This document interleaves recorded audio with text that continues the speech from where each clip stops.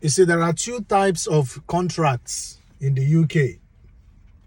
If you've just been employed by a company, there are two types of contracts. There is one that we call 0-hour contract. 0 hour, as in 0-hour contract.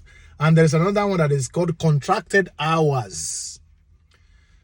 Contracted hours. 0-hour contract means if it's only 1 week, if it's only 1 day in a week, they are able to give you something to do. You only get paid for that 1 day in the month.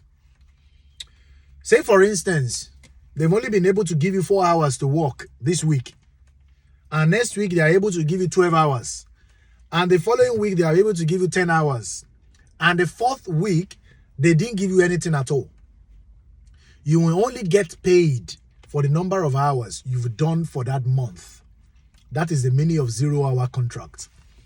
And there's going to be a certain month where there's nothing. They won't give you anything at all whatsoever. You won't get paid for that month. Yes, you are employed by that company. Yes, you are employed. But you need to check very well to know what kind of contract you are carrying. A lot of people, they rejoice over employment without checking whether what contract they have is either 0-hour contract or they have been contracted to work for X amount of hours every week.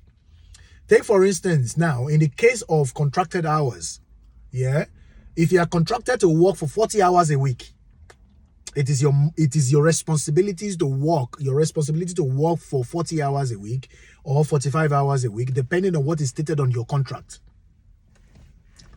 So in a case where the company is not able to give you 48 hours of work in a week, they are owing you 48 hours. It is their job to fetch you that job for 48 hours a week. If they are not able to fetch you 48 hours of work a week, it's not your business. It is their business. And at the end of the month, if you have only been given 110 hours to 110 hours of work in the whole of 30 days, consign you. They must to pay you your contracted hours at the end of the month by calculation. You understand? So you need to understand what kind of contract you are carrying. If it's 0-hour contract, don't rejoice on it. Because even in 2 months, they may decide not to give you anything if they don't have. Because don't forget that these companies also, they are lobbying for contracts. They go to various organizations, various parastatals. Sometimes they are even lobbying with the government to see whether they can get contracts. Once they get contract, they call you to come and work. If they don't get contract, they can't call you to come and work. That is the meaning of 0-hour contract. Don't rejoice over 0-hour contract. Don't rejoice over 0-hour contract.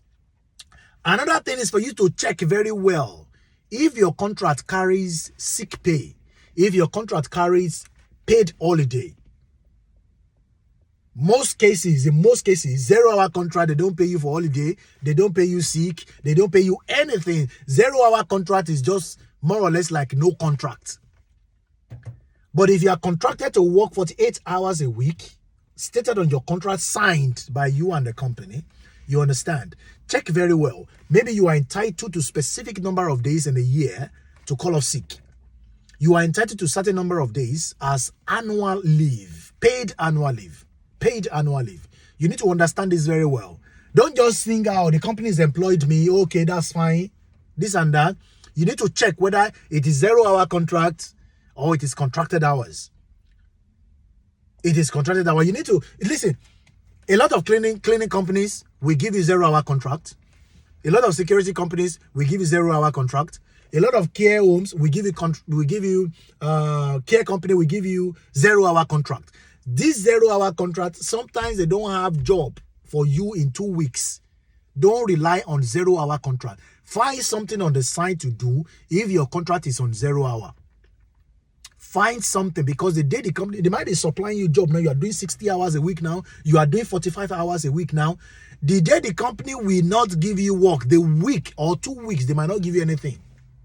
Don't rely solely on it. I'm telling you, if you are new in the UK and the company has employed you, check very well that that contract you are signing, is it 0-hour contract or is it contracted hours?